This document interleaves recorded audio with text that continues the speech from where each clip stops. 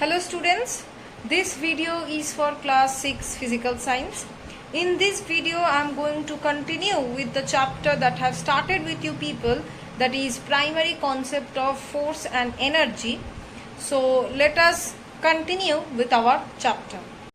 So today we will start with the topic of force without touch. That means we will not touch. So push and pull that I have discussed in the previous video, those forces require the touch. That's why those are termed as contact forces. So the forces that require touch, those are termed as the contact forces. Okay. Now there are other forces which do not make contact and yet can act through. Those forces are termed as non-contact forces or forces at distance.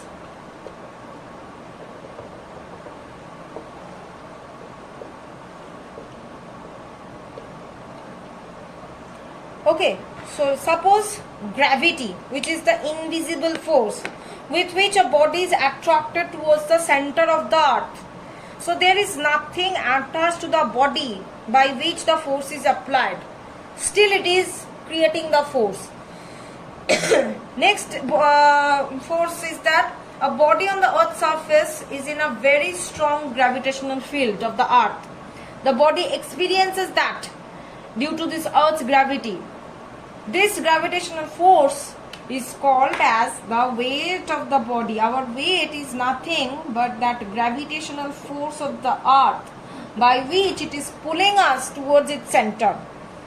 Okay, so it has the same units as those of force stated earlier. That means this weight of the body, this unit is having dyne or Newton, the unit of weight, either dyne or Newton. Another example of non-contact force is the magnetic force. When a magnet attracts another magnet or a magnetic substance, there is nothing visible which is pulling them together or separating them. There's a magnet, when it is pulling them or separating them, whatever, it is kind of non-contact force. It is not touching anything. Okay. Next, we will go for the topic of concept of energy, its different forms, energy source and energy crisis.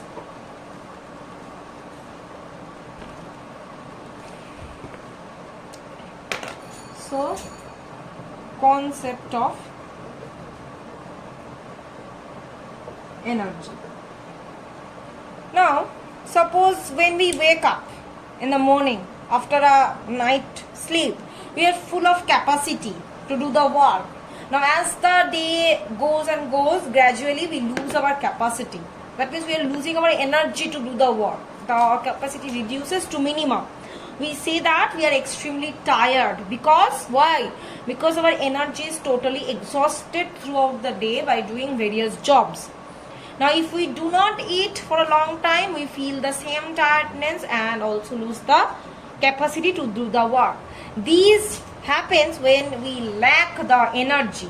So, how can we define energy? It is the capacity of a body to do work. So, capacity of a body to do a work. Okay. So, there are various types of energy found over here. Now, for the sake of convenience in understanding, here the energy is divided at first into two kinds. What are they? Kinetic energy and potential energy. Okay. So, a shooting arrow can pierce through a log, or a wall may collapse if a speeding car collides. A stone thrown towards a earthen pot can break it. These are known to us. Now just think about these above cases in a different way. Can an arrow pierce a log if it gently touches it? No, obviously not. Can a wall collapse if a car comes in contact with it in a very slowly? No. So then what is this this what is this now the same thing which are breaking the body. Now they cannot break a body when they are touching it slowly. So what is the difference? The car, the arrow, the stone, they acquires kinetic energy due to motion, by which they are able to perform that intended work. That means when a body does work by virtue of its motion, it is called kinetic energy. Okay. Similarly, destruction of hearts by fast blowing stormy wind, carrying of load of running water in its path. These are all the examples of kinetic energy. Now coming to the part of potential energy.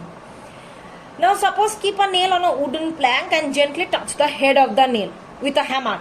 Nothing will happen. But when you are like hammering the nail, it will penetrate the plank. Okay. Now why is it so? This change of position of the hammer makes it to accumulate the energy which does the work. That means a body does the work virtue of its position or configuration. It is said to have potential energy.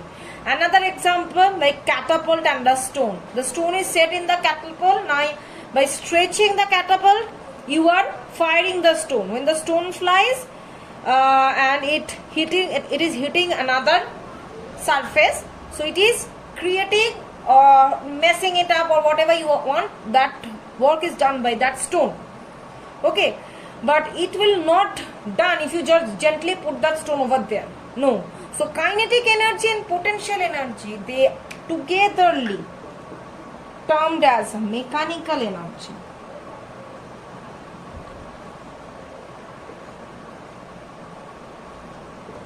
Clear? So what is mechanical energy? Kinetic energy and potential energy termed as mechanical energy. Next we will move on to the transformation of energy.